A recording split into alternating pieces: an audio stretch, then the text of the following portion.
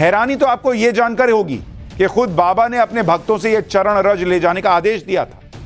दरअसल सत्संग पूरा करने के बाद बाबा ने अपने भक्तों से कहा कि चरणों की रज लेकर जाना, मतलब पैर की धूल लेकर जाना, और ले जाके अपने घरों में किसी को कोई प्रॉब्लम हो उसके माथे पर लगाना, उसकी समस्या ठीक हो जाएगी। तो जो बाबा कह रहे थे कि मेरे पैरों की धूल लगा लेना समस्या ठीक हो जाएगी, वो बाबा भाग क्यों गया भाई? अपने पैरों की धूल लगाता ना, वहां जो लोग घायल हो गए थे, जो लोग अस्पताल गए, जाकर धूल लगाता, अगर उस धूल से जो है वहां पर लोगों की समस्याएं ठीक होती थी तो। अच्छा, लोग तो विश्वास कर रहे थे, तो उन्होंने भक्तों की भीड़ बाबा की तरफ बढ़ने लगी सुनकर कि उन्होंने पैरों की धूल लेने के लिए कहा है, ताकि उनके पैरों की धूल अपने माथे पर लगा सके। इस दौरान बाबा अपनी कार में बैठ के जा चुका था, इसलिए लोग बाबा की गाड़ी की टायर की धूल लेने के लिए लेट गए और इस दौरान भगदड़ मच गई, जिससे लोग भीड़ के नीचे दब गए और उनकी मौत हो गई। अगर बाबा ने इस तरह का आदेश नहीं दिया होता तो शायद यह भीषण हादसा टाला जा सकता था। यूपी पुलिस ने अपनी एफआईआर में भी इस बात का जिक्र किया है।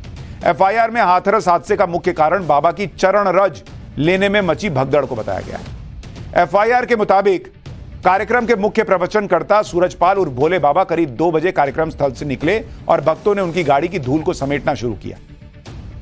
कार्यक्रम से निकल रही बेतहाशा भीड़ की वजह से कई श्रद्धालु दब गए। इसके अलावा खेतों में भागती भीड़ को सेवादारों ने लाठी डंडे के दम पर रोक दिया, जिसकी वजह से भीड़ का दबाव बढ़ता चला गया। यानी इस हादसे के लिए सूरजपाल और बाबा नारायण साकार हरि और उसके सेवादार पूरी तरह जिम्मेदार दिखाई दे रहे हैं, और इसलिए एक्शन सिर्फ सेवादारों पे नहीं, बाबा पर भी होना चाहिए। बाबा नारायण साकार हरि की अपनी मायावी दुनिया है बॉस, जिसमें वो तरह तरह के चमत्कार करने के दावे करता है। अपने भक्तों को चरण रज माथे पर लगाने के अलावा ऐसे बहुत से टोटके करवाता था, जिसके बारे में सुनकर आप हैरान रह जाएंगे। बाबा का दावा था कि उसके द्वारा कहे कामों को करने से भक्तों के जीवन की परेशानियां गायब हो जाएंगी। इन टोटकों में एक काम था बाबा के आश्रम में लगे हैंडपंप का चमत्कारी पानी पीना। भाई, जो आदमी कह रहा है मेरे पैर की धूल लगा लो सब बीमारी ठीक हो जाएगी, वो ये भी कह रहा है इस हैंडपंप से पानी पी लो। उसके मुताबिक ये हैंडपंप चमत्कारी हैं। और इस काम के लिए बाबा ने अपने कासगंज आश्रम के बाहर बहुत सारे हैंडपंप लगवा रखे थे। बाबा का दावा था कि इन हैंडपंप का पानी पीकर किसी भी तरह का रोग, परेशानी और बुरी आदतों से छुटकारा पाया जा सकता है। इन हैंडपंप के पानी को पानी नहीं अमृत बताया जाता था। कोई पूछे बाबा से कि इस हैंडपंप का पानी क्यों नहीं भिजवाया अस्पताल में, अगर इतना अमृत था तो। इसके अलावा अपने सत्संग में बाबा इन हैंडपंप का पानी बंटवाता था। लोग भी बड़ी संख्या में इन हैंडपंप का पानी पीने के लिए आते थे। इस सो कॉल्ड चमत्कारी पानी का सच जानने के लिए हमारे रिपोर्टर मनीष यादव की यह रिपोर्ट देखिए, जिसमें उन्होंने भी इस पानी को पिया।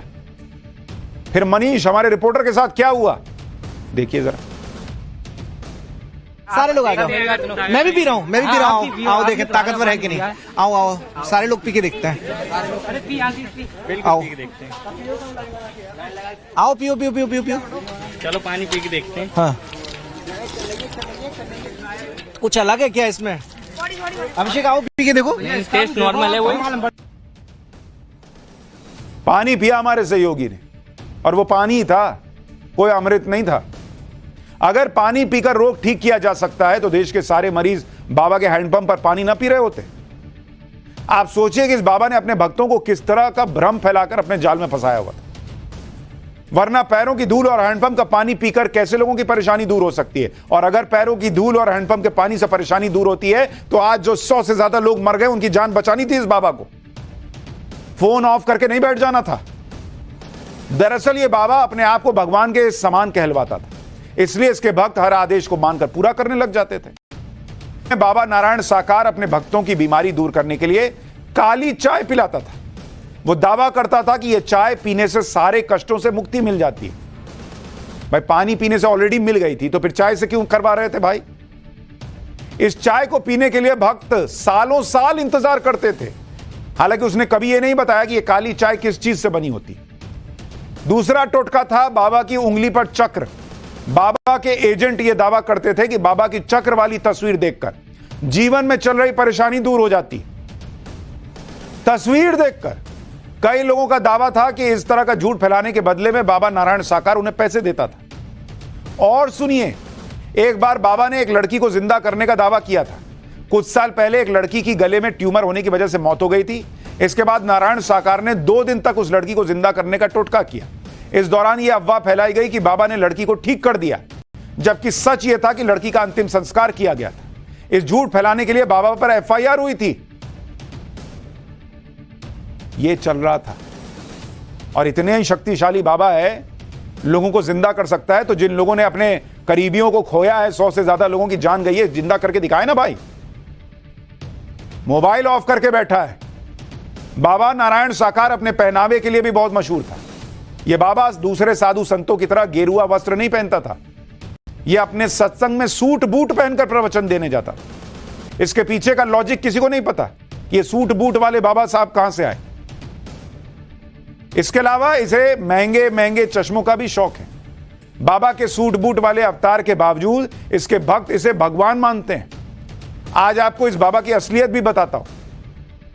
इस बाबा का असली नाम सूरजपाल जाटव उर्फ नारायण साकार हरि और भोले बाबा है।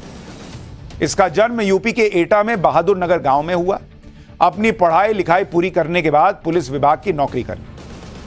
यूपी पुलिस में तैनाती के दौरान सूरजपाल पर यौन शोषण का आरोप भी लगा, जिसके बाद इसे नौकरी से बर्खास्त किया गया। नौकरी छोड़ने के बाद इसने अपना नाम नारायण साकार और भोले बाबा रख लिया। सूरजपाल जाटव के ऊपर अब तक 5 मुकदमे चल रहे हैं। ये केसेस आगरा, इटावा, कासगंज और फर्रुखाबाद और राजस्थान के दौसा में दर्ज है। लेकिन अपने सत्संग में यह बाबा दावा करता है कि 18 साल की नौकरी के बाद 90 के दशक में उसने वीआरएस ले लिया था, क्योंकि भगवान के आदेश पर इसका ध्यान सरकारी नौकरी से हटकर अध्यात्म की तरफ चला गया था। पुलिस की नौकरी से निकाले जाने के बाद बाबा साकार हरि उर्फ सूरजपाल ने प्रवचन देने का काम शुरू कर दिया और धीरे धीरे अपना साम्राज्य खड़ा कर लिया। इसके बाद भक्तों को दान के पैसे से बाबा ने बड़े बड़े आश्रम खड़े किए। यह बाबा का मैनपुरी का एक आश्रम है जो 30 एकड़ में फैला हुआ है। इस आश्रम में किसी देवता की मूर्ति नहीं है। यहां 10,000 लोगों की भीड़ आती है। 2014 में इस आश्रम को बनाने के बाद बाबा ने यूपी के अलग अलग इलाकों में कई आश्रम बनवाए। यह बाबा जब अपने आश्रम से निकलता तो इसके साथ कारों का काफिला चलता। हालांकि यह बाबा मीडिया से दूर रहता था ताकि इसका सच शायद लोगों तक न पहुंच पाए, लेकिन इसकी पकड़ यूपी के कई जिलों तक है। इसके भक्त इसे भगवान नारायण और शिव की तरह पूजते हैं। भक्तों के दान के पैसे बाबा ने किस तरह करोड़ों का साम्राज्य खड़ा कर लिया, इसे लेकर हमारे रिपोर्टर मोहित ओम ने बाबा के आश्रम से एक रिपोर्ट भेजी। देखिए ये रिपोर्ट।